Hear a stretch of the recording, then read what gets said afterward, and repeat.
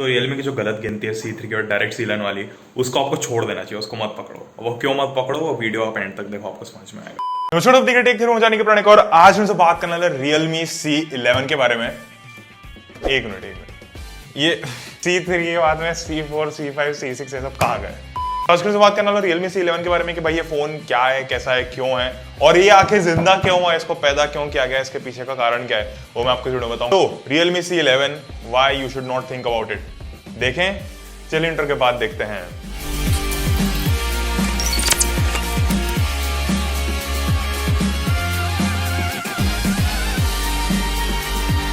Video channel को subscribe करने भाई तो नीचे लाल कलर बटन को क्लिक करके पक्के से चैनल को सब्सक्राइब कर लेना, पास में जो घंटी का बटन है उसको भी दबा देना ताकि आपको नोटिफिकेशन मिल जाए जैसे ही मैं कोई नया डालता हूँ। ऐसे ही थोड़े क्वालिटी और मस्त थोड़ी प्यार मोहब्बत वाले वीडियोस के लिए। उसके साथ में अगर आप मुझे इंस्टाग्राम फॉलो नहीं करते तो आप मुझसे भी डीएम करके पूछ सकते हो और अच्छी पॉजिटिव अच्छी चीजें जानने के लिए, मतलब आपको मेरी प्रोफाइल हमेशा पॉजिटिव दिखेगी इंस्टा के ऊपर। तो देखो Realme C3 और C11 इन दोनों के बीच में क्या झगड़ा हुआ कि आखिर Realme C11 को पैदा करना पड़ा। तो पहले तो मैं स्पेसिफिकेशन से स्टार्ट करता हूं। तो इस फोन के अंदर आपको 2GB की रैम मिलती है DDR4 वाली, 32GB की इंटरनल स्टोरेज मिलती है। इसके अलावा आप स्टोरेज को एक्सपांड भी कर सकते हो 256GB तक। तो इसमें ट्रिपल कार्ड स्लॉट है। साथ में डिस्प्ले में आपको मिलता है 6.5 इंच का HD प्लस वाला डिस्प्ले। तो ये कोई फुल एचडी डिस्प्ले नहीं है, ना ही कोई AMOLED display. 13 megapixel plus 2 megapixel का रियर कैमरा मिलता है जिसमें 2 मेगापिक्सल वाला डेप्थ सेंसिंग का है। जो 13 मेगापिक्सल वाला कैमरा है वो फुल एचडी तक रिकॉर्डिंग कर सकता है। तो यहाँ पर कोई एक्स्ट्रा ऑर्डिनरी रिकॉर्डिंग आप एक्सपेक्ट नहीं कर सकते हो क्योंकि इसमें EIS नहीं मिलता है, कोई स्टेबलाइजेशन वाली चीज नहीं है। जो C3 से बेटर इसका कैमरा है। तो अगर आप Realme C3 ले रहे थे, अगर आपको कैमरा का लेना है तो आप C11 जा सकते हो। और यहाँ पर जो फ्रंट कैमरा वो 5 मेगापिक्सल का है, तो इसमें भी कोई बहुत खतरनाक चीज नहीं है, बट नॉर्मल फीचर्स आपको बोके वाले मिल जाते हैं, आपको पीछे जो बैकग्राउंड ब्लर वाले उसके इफेक्ट्स मिल जाते हैं। और ओवरऑल देखा जाए तो कैमरा C3 से थोड़ा सा अच्छा है। इसमें प्रोसेसर आपको मिलता है MediaTek Helio G35।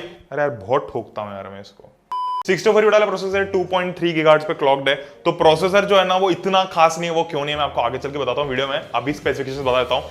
इस फोन के अंदर भाई आपको कोई भी फिंगरप्रिंट स्कैनर नहीं मिलता है, तो ये बड़ी उदास कर देने वाली बात है क्योंकि आपको इसमें केवल फेस अनलॉक मिलता है सिक्योरिटी के नाम पे। और फेस अनलॉक उतना सिक्योर नहीं होता है, बट Realme ने अच्छा काम किया फेस अनलॉक में। बट स्टिल मैं वो इंसान हूं जो फिंगरप्रिंट सेंसर प्रेफर करता हूं। आप क्या प्रेफर करते हो आप मुझे नीचे कमेंट में बताओ। और सॉफ्टवेयर की बात करें तो इसमें आपको Android 10 मिलता है out of the box. Realme UI version 1 इसके अंदर आपको इंस्टॉल मिलता है। और चूंकि ये फोन जो ये ऐप बैन वाला सिस्टम हुआ इसके थोड़े टाइम पहले आया था, तो इसलिए आपको इस फोन के अंदर कुछ ऐसी चाइनीज एप्स मिल जाएंगी जिनको आप इंस्टॉल कर सकते हो, जो कि अभी इलीगल है इंडिया के अंदर। और साथ में इस वीडियो का टारगेट रखते हैं हम कितने लाइक्स का, 500।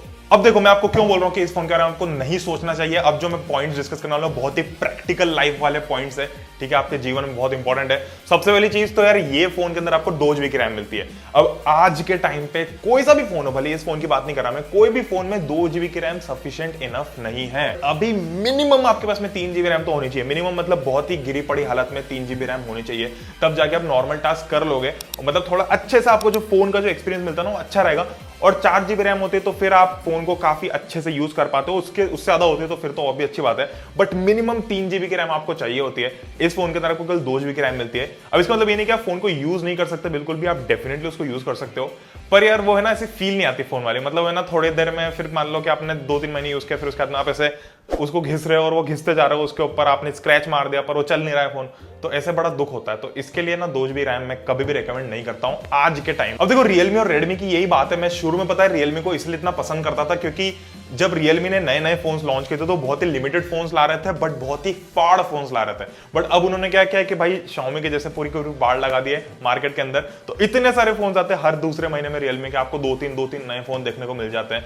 इस बार भी वही हुआ है। और ये बस है ना क्या करते हैं, जैसे कि Redmi ने Redmi 8 डाल दिया, तो अब Realme ने सोचा कि नहीं मेरे को भी कुछ डालना पड़ेगा, तो इसलिए वो ये डाल देंगे। अब मान लो Redmi कोई सा 100 रुपए बढ़ा के एक और नया फोन लॉन्च कर देगा, तो Realme भी 100 रुपए बढ़ा के एक नया फोन लॉन्च कर देगी, या अगर Realme कर देगा तो Redmi कर देगा। तो यही खेल चलता रहता है। तो बेसिकली ये दोनों आपस में हर बजट में कंपटीशन रखना चाहते हैं ताकि किसी भी बजट में छूट नहीं जाए। अब अगली बात, इसके अंदर जो प्रोसेसर है G35 वो उतना अच्छा नहीं है जितना आपको Realme C3 में G70 मिलता है। अगर आपको Realme में ही जाना है तो मैं आपको Realme C3 ज्यादा रेकमेंड करता हूं। आप उसमें 1,500 रुपए ज्यादा दो, बट उस फोन को ले लो क्योंकि इसमें आपको G70 प्रोसेसर मिलता है जो कि फार बेटर है। और जब आपका गेमिंग है नॉर्मल PUBG भी अच्छे से खेल लेगा, बट अगर आप G35 में PUBG खेलने जाओगे ना तो थोड़ा सा आपको इतनी अच्छी फील नहीं आएगी। जबकि G70 प्रोसेसर के टाइम, मतलब जब वो लॉन्च हुआ था ना तो वो सस्ते में लॉन्च हुआ था, 8-8,500 हजार के प्राइस पे लॉन्च हुआ था।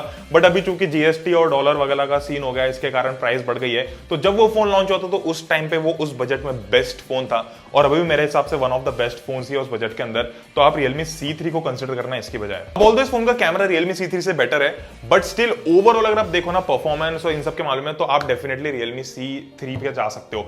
अब एक और चीज फोन के अंदर अच्छी है, वो है इसकी डिजाइन। मुझे बहुत टाइम के बाद Realme की वैसे डिजाइन बहुत ही मस्त लगे, तो डिजाइन के मामले में आपको डेफिनेटली फोन प्रेफर कर दूंगा क्योंकि इसकी डिजाइन बहुत सही है। मतलब इसका जो पीछे स्क्वायर वाला जो कैमरा है और उसके नीचे जो ऐसे पट्टी दी हुई है एक मस्त वाली, वो बहुत ही कूल लगता है। बट सबसे बड़ी प्रॉब्लम इस फोन के साथ में ये है कि ये एक चाइनीज कंपनी का फोन है। तो अगर आप में से बहुत सारे लोग मुझसे हमेशा बोलते हो कि आपको इंडियन फोन चाहिए या नॉन चाइनीज फोन चाहिए, तो उसके लिए मैं वीडियो बना चुका हूं कि आपको कौन सी इंडियन कंपनी जो कि जल्दी देखने को मिलेगी, जो आई बटन में मिल सकता है आपको। अब देखो अगली जो चीज है ना कि इस फोन के अंदर आपको बॉक्स के अंदर वैसे कोई बहुत बड़ा रीजन नहीं है, बट स्टिल आपको हर फोन में मिलता है, इस फोन में नहीं मिलता है कि आपको बॉक्स के अंदर कोई भी बैक कवर देखने को नहीं मिल रहा है। कवर आता है तो थोड़ी फील आती है, नया फोन यूज करते हैं, क्योंकि हम वैसे भी इंडियन लोग हैं, हम पीछे के स्टिकर भी सालों साल तक निकालते नहीं जब तक उसको निकालने में पूरे फोन की चमड़ी नहीं निकलती तब। और साथ में इस फोन के अंदर आपको फिंगरप्रिंट स्कैनर भी नहीं मिलता है। तो मैं बहुत ही फैन हूं फिंगरप्रिंट स्कैनर का।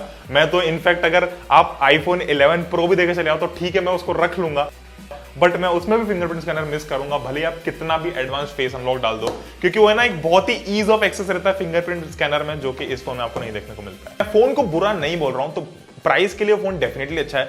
अगर आपको केवल 7,500 तक का ही आपकी लिमिट है कि इतने में का ही मुझे फोन लेना है, तो आप इसको डेफिनेटली ले सकते हो। बट यार यूं मैं कहूं ना तो मुझे 2 GB रैम बहुत कम लगती है आज के टाइम पे, तो मैं पर्सनली इस फोन को लेने के बजाय कैसे भी करके 1-1.5 रुपए का बजट बढ़ा के कोई सा 3 GB रैम वाला फोन ले लेता, फिर चाहे वो Redmi 8 हो या फिर Realme C3। और अगर आपको मेरी टी शर्ट्स का कलेक्शन पसंद आता है ना, तो आप ये टी शर्ट्स खरीद सकते हो। ये वाले टी शर्ट जो है काफी कूल है। वस्त्रिया.com के ऊपर कूपन कोड यूज कर सकते हो टेक020, तो आपको वहां पर अच्छा डिस्काउंट मिल जाएगा। ये टोटली 100% स्वदेशी स्टार्टअप है, ये मेरा ही एक वन ऑफ द स्टार्टअप्स है, तो आप डेफिनेटली सपोर्ट करो, जाके चेकआउट करो डिस्क्रिप्शन में।